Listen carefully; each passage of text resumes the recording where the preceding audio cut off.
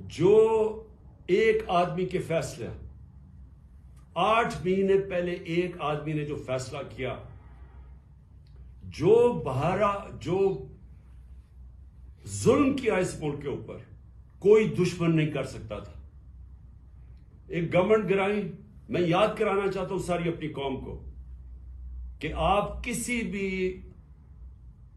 بھی گوگل کر لیں، پاکستان اکنامک سروے دیکھ لیں، کوئی بھی دیکھ لیں کہ جو گورنمنٹ گرائی گئی تھی وہ اس ملک کی تاریخ کے اندر سب سے زیادہ گروتھ ریٹ تھی. یعنی بڑھ رہی تھی، ترقی کر رہی تھی، دولت میں اضافہ ہو رہا تھا.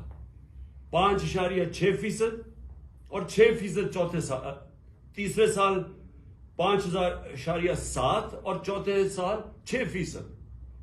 یہ سوائے مارشل لاء کے زمانے میں جبکہ امریکی ڈالر آ رہا تھا کیونکہ ہم ان کے حمایتی تھے، کبھی اس طرح کی ملک ترقی نہیں کر رہا تھا جس گورنمنٹ کو گرایا ایک آدمی نے.